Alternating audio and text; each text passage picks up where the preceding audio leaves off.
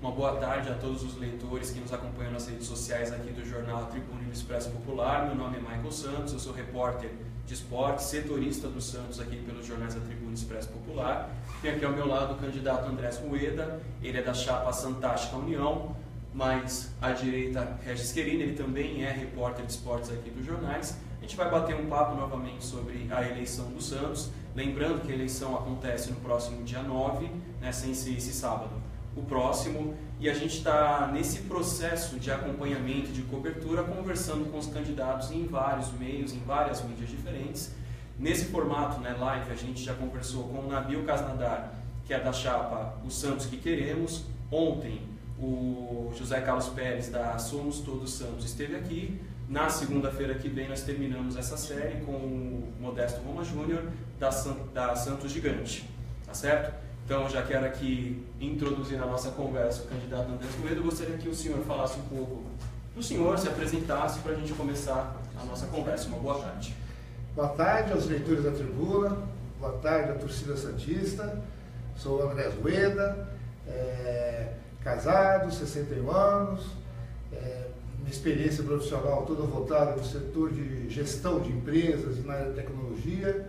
Fui 20 anos diretor da Bolsa de Valores, na área de TI, e responsável pela implantação de ISO 9000.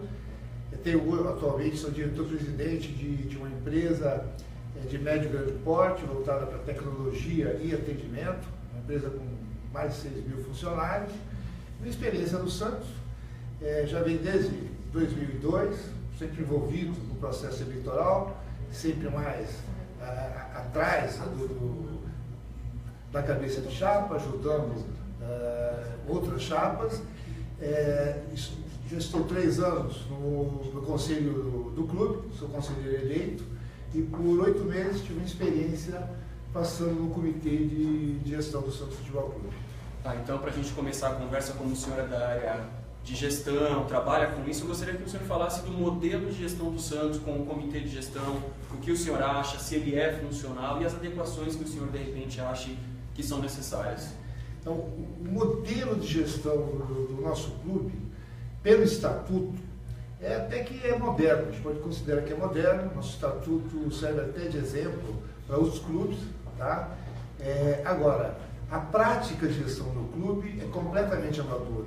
Na verdade, a gente não tem processos nem princípios de gestão, falta planejamento em praticamente todos os setores, planejamento financeiro. Vocês podem ver que num trimestre se fala que temos um déficit horrível, no outro aparece um superávit, você vai ver e tem denúncia que o jogador está com o salário atrasado. Ou seja, a parte de implementação de processo de gestão do clube, ela deixa muito a desejar. Eu lembro que uma das propostas que o senhor traz, pensando nisso, né, é de que o comitê de gestão ele também seja eleito, né? Ou seja, não só o presidente e o vice, mas haja também, né, imagino que o associado escolhendo o restante do colegiado. Mas o senhor acha que existe a possibilidade de mudar o estatuto durante a sua gestão para que numa futura gestão isso seja implementado de fato? Sem dúvida. A ideia do comitê de gestão é moderna, é eficaz. A gente está no século XXI, nenhuma empresa mais pode ser dependente de uma única cabeça, de uma única pessoa decidir os caminhos do clube. E a ideia do comitê de gestão é justamente essa: você ter pessoas onde decidam os caminhos que o clube tem a seguir. Obviamente que isso tem que ser de uma maneira consensual. Hoje as decisões, a gente sabe que infelizmente ainda são tomadas de cima para baixo. O Santos não tem presidente, lembre bem disso. O Estatuto reza que o Santos tem um presidente de um comitê de gestão. As decisões devem ser colegiadas e devem ser transparentes. O que é uma decisão num comitê? O que precisa ser feito para ser transparente? Primeiro, as reuniões têm que ser gravadas. A ata da reunião tem que ser registrada em cartório para evitar algumas coisas amadoras do tipo: não existe praticamente ata nenhuma do comitê de gestão na época da gestão anterior. Sumiram, simplesmente sumiram. E o voto de cada membro do comitê de gestão tem que ser aberto. O sócio tem que saber cada um que está lá e qual foi a opção dele na decisão de determinado problema. Tá? Então tem que ter transparência. Outra coisa que aí eu acho que é um erro do nosso estatuto, o comitê de gestão é formado a convite do presidente. Quer dizer, isso aí não pode ser. Na verdade, o comitê de gestão tem que ser eleito pelo sócio, que eu bato muito nessa tecla, que na verdade é o verdadeiro dono do clube, ou seja, o sócio, ele tem o direito de escolher quem vai estar sentado lá tomando decisões do clube. E a gente pretende sim. Agora, gestão pede alteração do estatuto logo no começo, nunca no apagar das luzes. Então a gente pretende, logo no primeiro semestre de 2018, propor algumas alterações ao estatuto do clube, entre elas que o comitê de gestão seja eleito pelo sócio. Tem alguma outra mudança do estatuto que o senhor poderia nos contar, que está em mente?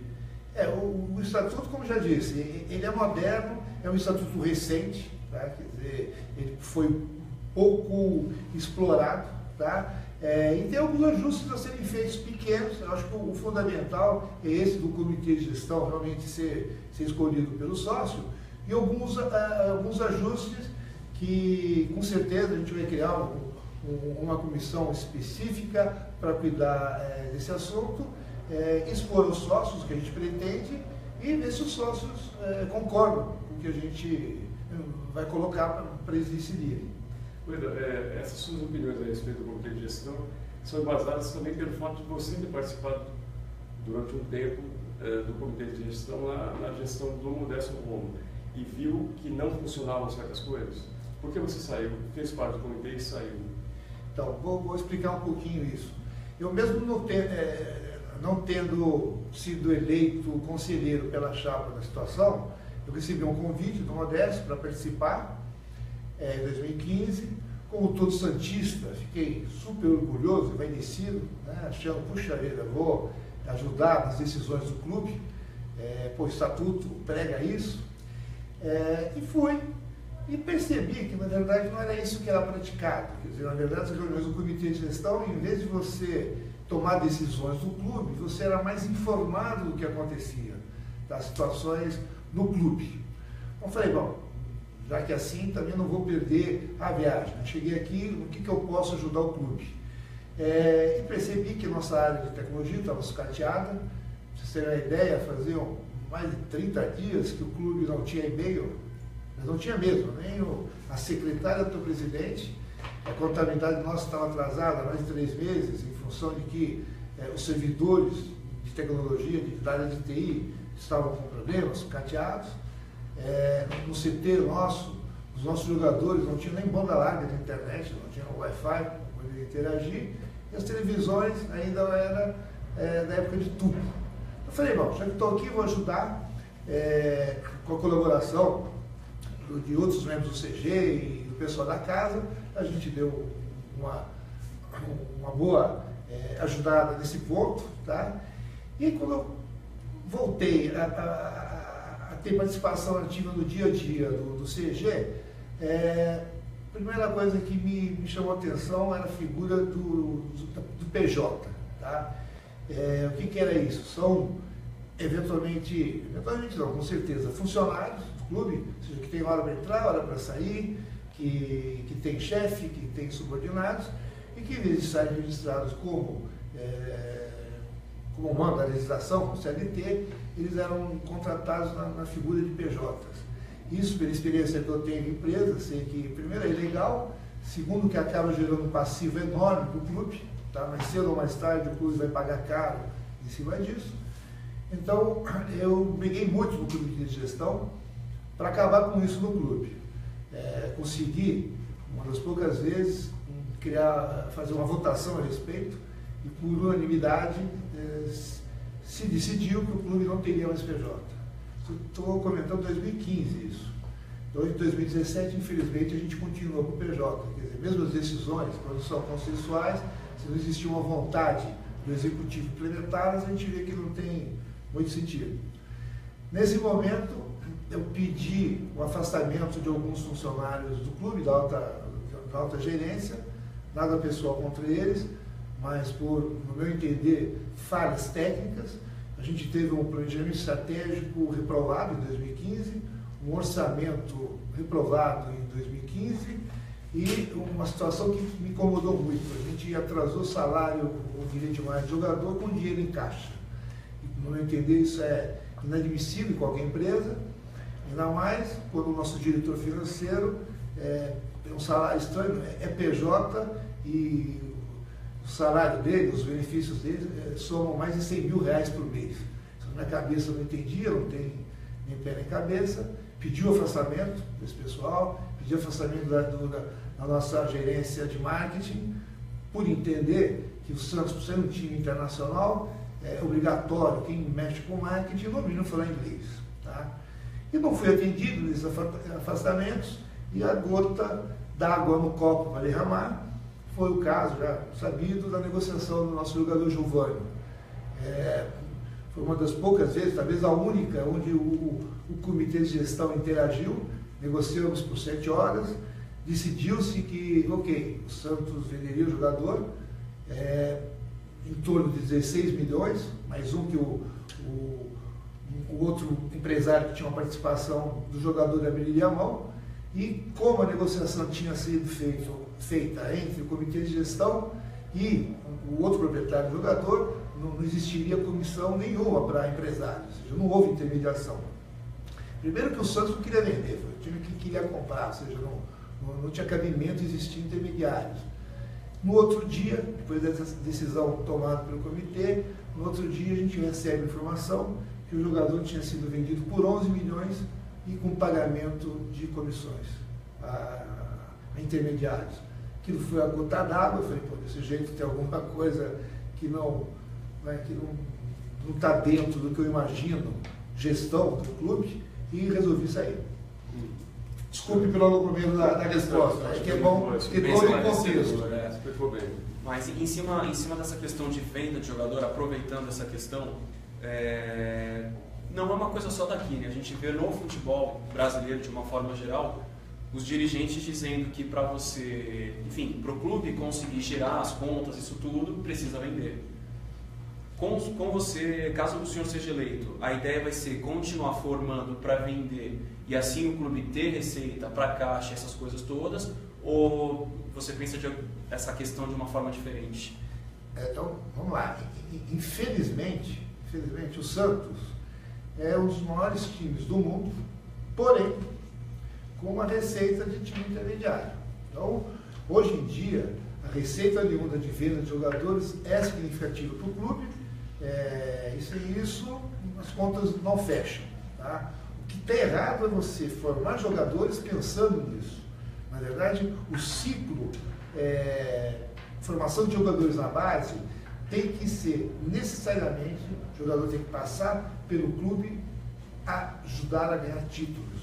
O Santos é um time de futebol masculino profissional, o core nosso objetivo principal é ganhar títulos. Então, a gente tem que reestruturar a base, desde a captação de jogadores até o modelo de treinamento técnico, tático. A base tem que ter o mesmo DNA, o mesmo modelo que o profissional. Esse jogador, ele tem sim que ficar 4, 5 anos no time profissional, ajudando o time a ganhar e depois sendo vendido. Por que eu digo que precisamos reformular? Há menos de um ano e pouco, através da imprensa, a gente teve fortes denúncias de corrupção na captação de jogadores da base.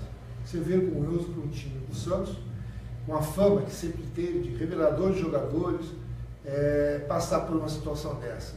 Isso é uma coisa que a gente cobra diariamente a atual gestão. Qual foi o resultado? Foi feita uma sindicância sobre isso. Acho que o sócio tem o direito de saber o que aconteceu, o que estava errado, o que foi corrigido para que não acontecesse e quem foi punido. O fato é que tivemos uma acusação séria e até hoje a gente não sabe o desenrolar dessa acusação. Pode falar. Nessa questão de receitas, os jogos do Santos são um fator importante. Esse dilema de jogar aqui ou jogar em São Paulo, dividir os jogos em São Paulo, os jogos na Vila Belmiro. Os jogos da Vila Belmiro são extremamente deficitários, fora os jogos decisivos que que o torcedor comparece, mas a Vila tem um histórico, isso já de décadas, de um público baixo. Qual é a sua posição a respeito disso? O que você pensa a esse respeito? Na sua gestão, o Santos jogaria na Vila Belmiro e no Pacaembu? Como é que seria feita essa divisão, essa escolha de onde o time vai jogar? Eu tenho uma visão um pouquinho diferente quando a gente fala de local de jogar e estádio. Eu acredito que o principal problema do Santos, relacionado a isso, é o distanciamento do seu torcedor. Felizmente, a nossa torcida não está diminuindo. Vai sair logo uma pesquisa que mostra até que a nossa torcida cresceu, um pouco, mas cresceu, ou seja, não andou para trás, isso já é excelente. Agora, o torcedor se distanciou do clube. O torcedor não vai, faz tempo que não vai mais no estádio. Quer dizer, quando a gente fala de Vila, eu lembro que semana passada a gente teve um jogo importante no Campeonato Brasileiro e tivemos 5 mil testemunhas. Quando a gente fala de Pacaembu, a gente fica contente, olha, colocamos 20, 22 mil torcedores, sendo que recentemente um clube rival nosso, quase caindo para a segunda divisão, colocou 40 mil.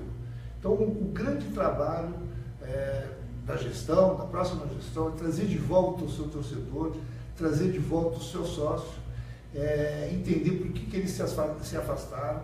Esse pessoal está sendo muito mal atendido. Você tem dificuldade em tudo, você tem dificuldade para comprar ingresso, você tem dificuldade, sócio, para pagar um boleto.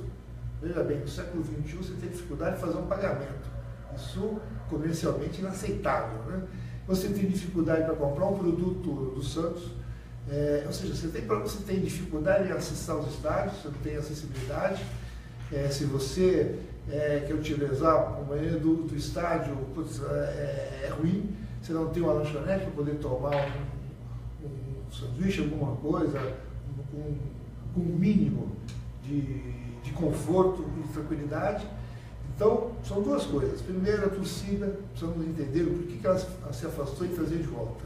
E dar condição de comodidade para esse sócio, quando volte, a poder ter, no mínimo, comodidade no estádio. A Vila é a nossa casa, prometer arena enganar o sócio. O Santos não está numa situação financeira hoje capaz de suportar qualquer tipo de investimento, como fazer um estádio, uma arena, com parceria também arriscada, porque qualquer parceiro, só ver o exemplo que foi colocado pela atual gestão de um patrocinador que queria fazer uma arena em Santos. Só que quando você olha o contrato, exigia que todos os jogos dos Santos Mandantes fossem na arena. Então isso acabou, você não pode jogar em lugar nenhum mais, só em Santos. E segundo, que depois de 20 anos, 20 ou 30 anos, o Santos teria direito a 40% da renda. Ou seja, é uma proposta, não entender, decorosa. Agora a gente tem sim que reformar a Vila, dar comodidade para o sócio, e não digo, e não é arrendar o Pacaembu, a gente tem que, quando for jogar fora de Santos, tem que existir um equilíbrio entre Santos e São Paulo, alugar estádio. Que por enquanto o Pacaembu é uma ótima opção, a gente está levando 20, 25 mil. Mas a minha pretensão é que daqui a pouco o torcedor voltando para o clube, que o Pacaembu fique pequeno. Aí você tem outras opções em São Paulo para alugar. A gente pode se esquecer que a gente cansou de colocar 60 mil torcedores em jogos. Esse tem que ser o objetivo. Você falou agora sobre reformar a Vila Belmiro, né? Diferente de alguns outros projetos, de outros candidatos. Mas você também falou, antes disso um pouco, que o Santos não tem condição, por exemplo, de erguer um estádio. Por que eu estou citando isso tudo? Para te perguntar o seguinte: se não existe dinheiro para a construção de um estádio, existe dinheiro ou forma de obter dinheiro para fazer uma reforma tão ampla na Vila Belmiro como aquela que você talvez pretenda fazer? Veja bem, para você reformar a Vila, é muito mais fácil você captar patrocinadores e parceiros. O investimento é bem menor, o que você pode dar em retribuição também é menor, e é muito mais fácil, mais factível de acontecer, tá? E de ser implementado. Os valores numa arena são estupidamente caros, uma reforma da Vila seria muito mais barato e mais factível no momento. A gente tem que ter estádio com conforto. Agora, ele tem que estar cheio. Não adianta, tá tudo bonitinho e tal, e a gente continua com 4, 5 mil torcedores. Não é por aí. Tá? Tem que um casamento de casa nova, casa acolhedora e com torcida participando. Aqui eu tenho uma teoria que a gente estava até comentando antes, que eu divido a torcida em 3 faixas. Os mais idosos, o pessoal com média idade e os adolescentes. Os mais idosos, onde eu incluo, quando você diz em casa, num domingo à tarde ou numa quarta-feira à noite, que você vai assistir um jogo na Vila Belmiro, no Pacaembu, e vai aproveitar e tomar uma cervejinha com os amigos, a patroa fica até contente. Fala, não, vai que eu vou assistir a novela sem você ficar mudando o controle remoto. Então é a faixa de mais idade. A média, que é recém-casado, com um filho, com 2 filhos, se depois do almoço, na casa da sogra, no domingo, ele falar que vai assistir um jogo e tomar cerveja com os amigos, ele vai apanhar. E com razão. Ele ficou a semana inteira no seu trabalho, não deu a devida atenção, nem a esposa, nem as crianças, é natural que aconteça isso. A juventude mudou, a sociedade mudou. Hoje o adolescente, ele quer saber de jogar um videogame ou um computador. Isso é uma realidade, a sociedade mudou. Então cabe ao clube entender isso, do sócio, entender isso a torcida e criar condições para poder ir junto, ajustar. Então o que eu faço com aquele torcedor médio que tem problema com a esposa e com as crianças? Eu tenho que dar incentivos para que ele venha no jogo com a família inteira, que ele traga a esposa para assistir o jogo, que ele traga os filhos. Essa molecada é o torcedor do futuro. Quando o pessoal vai no estádio e sente o glamour, é outra coisa. Agora, ele fazer isso custa caro. Se ele for trazer todo dia a família, vai ficar caro. Então, cabe o clube incentivar que mulher não pague, que criança não pague. Tá? Isso é investimento, não é abrir mão de receita. Toda vez que você faz isso, você está investindo para a formação de novos torcedores. E o adolescente, o clube tem que ter espaços, já que eles gostam tanto de videogame, por que não ter espaços dentro do clube? Para o pessoal brinque, jogue, se divirta com promoção do clube. E na hora do jogo, falar, olha, agora parou, vamos assistir o jogo. Eu tenho certeza que o glamour do estádio faz que essa adolescência que gosta de computador também vejam que existe, que na realidade também é boa. Isso eu coloco como pontos que têm que ser colocados na gestão, no planejamento, no marketing, para atrair a torcida para o estádio. Bom, a gente tem algumas perguntas dos internautas, e assim, a maioria delas é sobre o time profissional. Que é algo muito importante, no carro-chefe, na verdade, do clube. Então, vamos começar com uma fácil, tá? Essa é mais fácil. Vamos lá. Pergunta do Fábio Branco. Candidato, você não vê que está na hora de não só de uma mudança no elenco, mas também na parte médica e na comissão técnica? São necessários tantos assistentes assim? Só lembrando, hoje nós temos o Elano, que está como técnico, mas na verdade é um auxiliar, Marcelo Fernandes e o Serginho Chulapa. São 3 assistentes ou auxiliares, como o Fábio pergunta. O que você acha? Então vamos lá, não é só no futebol, né? O clube precisa ter um replanejamento dos seus processos internos, a sua estrutura em todas as áreas. Tá? Isso no nosso programa de trabalho ele inclui um organograma funcional do clube, com todas as divisões, todas as suas gerências, seus departamentos, quantidade por departamento que se acredita de funcionários que o clube precise, o perfil de cada funcionário, tá? E a remuneração praticada aqui na Baixada. Tá? Com isso, o somatório de tudo isso vai representar a real necessidade de funcionários do clube e quanto se tem que gastar para ter isso. No futebol, da mesma maneira, a gente tem que restabelecer, reprojetar um modelo estrutural. A gente tem uma opinião muito firme que as áreas têm que ser do clube, a área médica, a área de apoio, o coach, tem que ser do clube. O perfil do treinador, quando contratado, já está muito claro, muito bem definido. Tem que ser um treinador vitorioso, ele tem que, obviamente, saber jogar muito com jogadores formados e, sobretudo, utilizar a nossa base. e isso é pré-requisito fundamental. Tem que ter o DNA de jogar bonito. Nossa torcida não admite só resultado, além de ganhar, a gente tem que jogar bonito, e isso é fantástico, porque a maioria das vezes a gente tem histórico que isso é possível, e sobretudo uma coisa que eu vou fazer questão de colocar o treinador quando contratado. É um conceito muito simples. O jogador no nosso clube é um ativo, e esse ativo pertence ao clube. Então o treinador pode palpitar em quem ele gostaria de trazer, ele pode palpitar em quem ele gostaria de vender, agora a palavra final é do clube.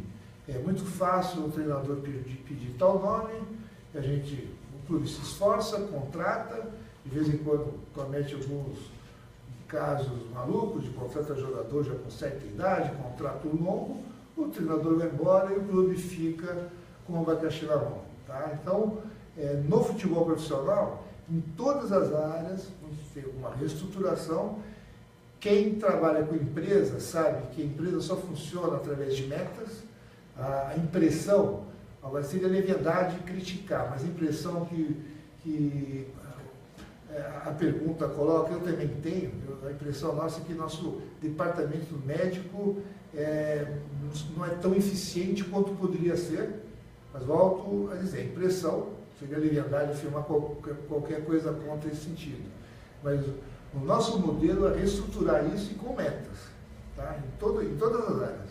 Dos nomes técnicos que interessam para vocês no futebol brasileiro, eles estão trabalhando, tem algum treinador que está sem clube hoje?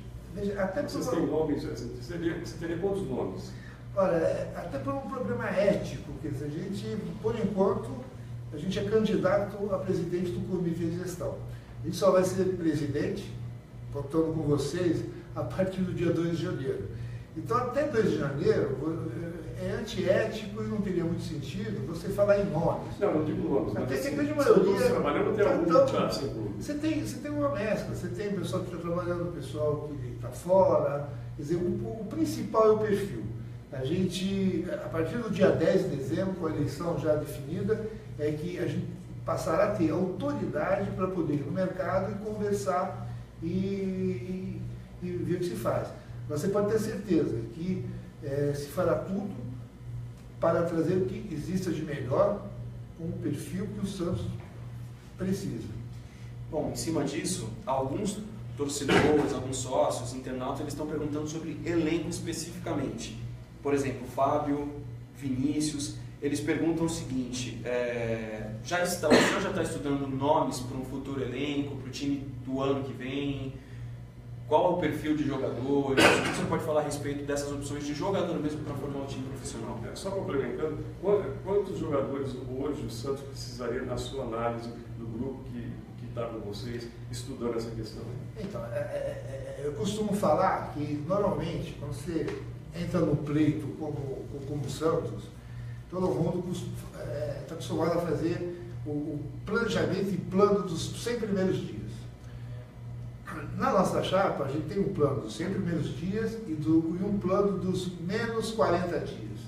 Então, a gente tem uma equipe trabalhando, tá, já há praticamente um mês, imaginando o que fazer e como fazer no momento que a gente foi eleito, dia 9. Então, eu tenho uma equipe cuidando dessa parte técnica no futebol, uma equipe cuidando da parte financeira. E no tocante ao futebol, de novo, seria prematuro qualquer análise de quantidade de jogadores, não seria ético e nem daria tranquilidade para o nosso elenco, tá? Que mal ou bem estão aí, mal ou bem estão numa colocação respeitável no campeonato. Então, cada coisa do seu tempo. A gente está analisando, mas não personalizando qual jogador tem que vir, em que posição a gente está mais carente. A gente está analisando isso, mas não é hora ainda de externar. Certo. O Antônio Carlos Gomes Júnior pergunta o seguinte: o senhor concorda que o time profissional precisa de um supervisor de futebol mais linha dura, no estilo do Leão, para dar tranquilidade para técnico, para que jogadores não tenham tanta liberdade, tanto poder de decisão? O que o senhor acha? O que eu acho que o time precisa uma aproximação maior da diretoria. Tá? Quando você fala em time de futebol, você está falando em equipe, que tem que estar altamente motivada, uma equipe que tem que respeitar o comando, uma equipe que tem que ter tranquilidade para fazer seu trabalho. Tá? Então, na minha opinião, existe hoje um distanciamento muito grande entre a equipe e a diretoria. Talvez em função da situação financeira e da falta de planejamento do clube. Gosto de lembrar que nessa semana, novamente houve denúncias que me deixam muito triste, de jogador, no caso o Ricardo Oliveira, fazia 4 meses que estava com seu direito de imagem atrasado. Aí o clube confirmou que realmente estava acontecendo isso, e não só ele, todos que têm direito de imagem. Então, numa relação laboral, quando o empregador não cumpre com a parte dele no tocante a salário, é difícil você ter essa aproximação. Como é que você vai cobrar? Tá? A gente pretende trabalhar muito próximo da equipe. Eu lembro que o objetivo principal do Santos é ganhar títulos no futebol profissional masculino. Então, o resto é periferia, existe, tem que existir, a gestão é primordial, ela funciona muito bem, mas para suprir o time profissional para ganhar títulos. E a diretoria tem que estar muito próxima do time. Agora, para estar próxima, não pode estar em débito com eles, senão é uma relação ruim. Débito, essas coisas todas lembram de receita, né? Tem até torcedores aqui falando que o Santos precisa urgentemente conseguir mais receita, diminuir despesa, essa coisa toda financeira. E um deles pergunta algo interessante que vai nessa linha de receita, que é pergunta do Vinícius Álvares Lopes. Se eleito, o senhor vai manter o contrato assinado com a Umbro? Então vamos lá. No meu entender, mais do que a gente pensar em aumentar a receita, o clube hoje está vivendo um problema seríssimo de perda de credibilidade da sua marca. Tá? Infelizmente, tudo que custou esforço, suor, desde o nosso querido Pelé e companhia, tudo que foi feito para levar a marca do Santos no maior patamar do futebol profissional do mundo, ser o time brasileiro mais conhecido do mundo, talvez, quase com certeza, o time de futebol é mais conhecido, não só brasileiro, mas no mundo como um todo. Essa marca que tem um valor precioso, ela vem ao longo desses últimos anos sendo danificada, sendo rebaixada. A gente só tem notícia negativa. 3 anos atrás perdemos quase meio time por falta de pagamento. Aí você descobre que um time profissional do século XXI como o Santos tem um contrato verbal há 3 anos com um jogador de fama no Robinho. Hoje em dia, com tecnologia, se fez aqui, o mundo inteiro sabe no outro dia. Aí, recentemente, o clube mais uma vez batido, dizendo que existia um esquema de corrupção na base. Outra negativa. Aí, recentemente, até no seu processo eleitoral, vai ser uma coisa tranquila, quer dizer, se você começa com um escândalo na última eleição de carteirinhas fantasmas, esse ano de sócios colocados de uma maneira talvez não muito correta, ou seja, só notícia ruim. Tá? Isso afeta a nossa marca. Além disso, o clube resolveu brigar com todo mundo. A posição do clube não é de sentar e resolver. O clube briga com o seu jogador, briga com a mídia impressa, com a mídia televisiva, ou seja, brigou com a imprensa, briga com o repórter, acusa uma coisa de repórter, depois tem que ir lá pedir desculpa, briga com o seu jogador, briga com o CSU, ou seja, briga com todo mundo. Não é assim que se leva uma empresa. Uma empresa com brigas e litígios não vai para frente. O Santos, com tudo isso, o que aconteceu? Desvalorizou sua marca, tirou o nome Santos da mídia, tirou o direito da torcida a poder assistir um jogo do Santos em TV aberta. A gente não está mais na imprensa. Quando você abre um jornal ou algum programa esportivo, quando falam de nós, é para falar mal. Quer dizer, isso está errado. Tá? Então, qualquer gestão, qualquer chapa que passe a comandar o clube, tem que sentar com todos os fornecedores, com todos os parceiros e rediscutir a relação. tem modo de se falar isso. Então, tem que discutir, tem que ver cada contrato e com a obrigação de quê? De defender os interesses do clube. Aquilo que não tiver de acordo tem que ser discutido. Tem um problema, a pessoa reclama muito da Rede Gol, a empresa que administra os sócios e a venda de ingressos. Nada contra, já tiveram praticamente um ano para testar o sistema. Agora, em qualquer relacionamento fornecedor e cliente, existem cláusulas de penalidade. Quando qualquer empresa contrata um serviço, se aquele serviço, após algum tempo, não está sempre de acordo, quem contratou o serviço pode ou simplesmente rescindir ou aplicar penalidades financeiras. Isso que tem que ser visto. Quanto ao contrato da Umbro, como todos, vamos sentar a ver. A Umbro é uma empresa grande, vamos analisar o contrato, ver todas as situações e sentando, conversando e levando em conta que é obrigação nossa sempre brigar pelos direitos e pelo Santos Futebol Clube. Há um pensamento de parte dos torcedores aqui abaixada, que é considerado provinciano e ultrapassado, que aquela coisa de Santos é de Santos, o Santos tem que ficar em Santos, e esse discurso batido de alguns. Você, apesar da sua ligação de muitos anos com o Santos, você mora em São Paulo. Eu moro metade de São Paulo e metade de Santos. Mas você fica mais lá do que aqui? Eu, na verdade, moro em Santos, trabalho em São Paulo de segunda a quinta-feira, e moro entre Santos e Guarujá já há mais de 20 anos. Para você eleito presidente, considerando essa possibilidade, como é que seria a sua rotina para você administrar uma empresa grande, uma empresa que você disse que tem mais de 6 mil funcionários, e gerir o Santos? Gozado, o que eu pretendo para fazer no Santos é muito próximo do que eu consegui fazer na minha empresa. Hoje, a partir do dia 10, obviamente eu não vou morar metade de São Paulo em Santos, vou morar 100% em Santos e me dedicar exclusivamente à política, à gestão do clube. A empresa que eu tenho, ela já chegou no estado da arte que ela não depende mais do presidente para ela andar. Ela anda sozinha com a diretoria que tem, com os processos que tem. Então, realmente, a figura do presidente não se faz necessária em nada. Tá? Então, ela vai andar para os seus lados, eu vou me dedicar 100% no clube e para tentar fazer do clube o mesmo modelo.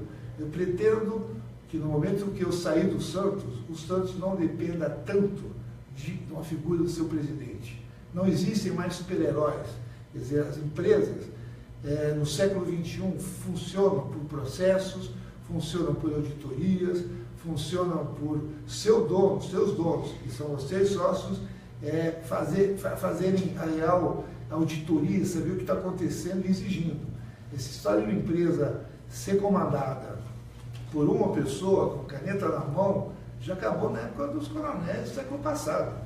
O século XXI, a impressão que dá que, infelizmente, nosso clube, nessa parte de gestão, parou na década de 70. O mundo mudou e o Santos tem que mudar. Por quê? Os outros estão mudando. Na Europa, as coisas estão mudando. E no Brasil, estão mudando. Se a gente parar no tempo, não faz muitos anos, nosso CT era modelo na América do Sul. Hoje, então, o CT, se comparar, é ultrapassado. A nossa estrutura da base já chegou a ser uma coisa interessante. Hoje, eu diria que chega a ser vergonhoso. Tá? Então, o Santos tem que andar para frente, sim. Pergunta do João Lucas Rueda: você vai manter o teto salarial dos jogadores? Teto salarial, na verdade, eu não diria bem um teto salarial. Eu acho que você tem que ter, primeiro conceito, você não pode gastar mais do que você arrecada. Senão, na situação com a dívida do clube, você arruma um desequilíbrio e na verdade, fica uma conta de mentiroso. Né? Fica naquela, o cara ganha tanto, mas não recebe. Tá? Então, acho que você tem que ter um equilíbrio entre folha e despesas do clube com receita. E dentro disso, no nosso planejamento, você vai ter verba para você gastar no futebol, verba para você, que vai ser alocada para o dia a dia do clube e uma verba onde a gente vai ter que atacar de uma maneira mais objetiva a nossa dívida. A nossa dívida incomoda, os juros são dinheiro que sai do clube sem retorno nenhum, o clube não tem crédito financeiro, quando ele precisa de um dinheiro extra, ele é obrigado ou a vender jogador ou a pegar dinheiro com o empresário, e isso vocês recentemente viram o que aconteceu no caso do Thiago Maia, que aconteceu porque o clube precisava de dinheiro. No fundo você paga juros, paga comissão, e quando você vai ver o que sobrou para o clube é irrisório. E perdemos o jogador na metade de um campeonato importante.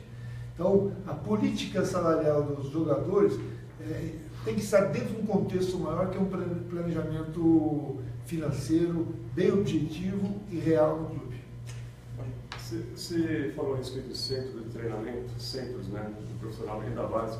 Até o centro de treinamento em Pelé, a Secretaria de Patrimônio da União pediu a retomada da área. O senhor está negociando para reverter isso, mas é alguma coisa que deve demandar uma batalha jurídica aí.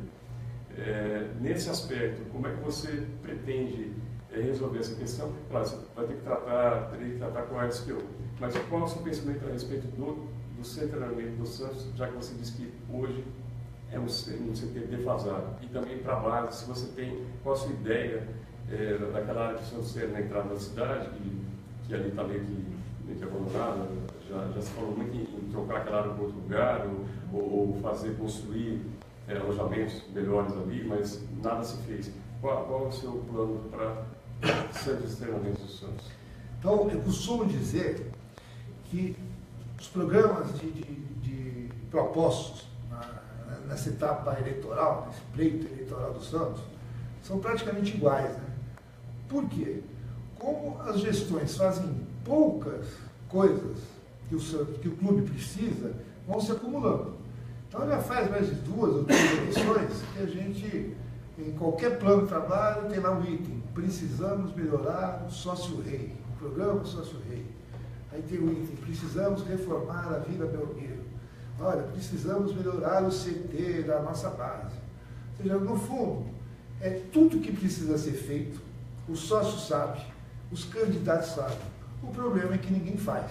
Tá? É vergonhoso o clube como o Santos está com esse litígio com uma área, tá, que foi cedida graciosamente, e a contrapartida do Estado, da sociedade, foi uma obra social que, salvo esteja completamente errado, no máximo iria custar ao clube R$500 mil ao ano. Quer dizer, isso para mim não é um descaso com o patrimônio do clube, é um descaso administrativo. Jamais poderia ter chegado nessa situação. Quer dizer, o clube recebe uma área para fazer o seu treinamento, ocupa, existe uma contrapartida e simplesmente não cumpre nada do que se comprometeu lá atrás. Está errado. Então, de novo, como eu comentei, temos que sentar com todos os fornecedores, com todas as partes relacionadas com o clube e ajustar da melhor maneira. Eu tenho certeza que o Santos tem, a um baixíssimo custo, condições de retribuir o que eles estão pedindo, que é na parte social. Mas para melhorar o CT, o que você faria? E a base também? Você pensa em levar a base para outro lugar? A gente tem que melhorar as condições da base como um todo. Ou lá, que parece que não dá, mas existe bastante interessados naquele terreno comercialmente sempre teve uma aceitação muito boa comercial. Agora a gente tem que ir rapidamente melhorar a estrutura da base. A gente não pode ter essa história de querer gerar craque e tal, se a nossa indústria está completamente o Deus dará. Estive uns 15 dias com o pessoal do Santos Sumani, lá de futebol americano, que eles utilizam lá o campo dos domingos do CT da base, e eles preocupados porque eles não tinham uma maquininha de gelo para contusão. Quer dizer, mas como não? Não tem na base. Mas que agora colocaram. Ou seja, são coisas pequenas, e a desculpa de que o Santos não tem dinheiro não é verdade. Tem muita coisa que é vontade de fazer e fazer, simplesmente isso. Bom, quero agradecer desde já a presença de todos que estão nos acompanhando. A gente está chegando no final da nossa conversa. Infelizmente não deu para responder todas as perguntas, chegou muitas, mas a gente vai repassar para os candidatos, tá certo? Para que aí, à medida do possível, eles possam responder. Então, eu gostaria que o candidato ele fizesse as considerações finais, rápido, infelizmente, porque o nosso tempo está estourado, já agradecendo pela presença. Maravilha. Eu espero, sobretudo, você sócio, dono do clube, que dia 9 você tem uma responsabilidade em definir o futuro do clube nos seus próximos 3 anos. O voto é secreto, quer dizer, mesmo que você esteja inibido por aproximação, por amizade e tal, analise bem seus candidatos, analise o programa de trabalho, analise o currículo de cada um. O sócio como dono deve querer para a sua empresa uma profissionalização. E a profissionalização começa com o seu presidente. Veja, escolha aquele que você acredita que tem maior condição de fazer tudo o que o nosso clube precisa. Dia 9, vote na Chapa 3, contamos com o teu voto e com certeza não seremos mais um a decepcionar.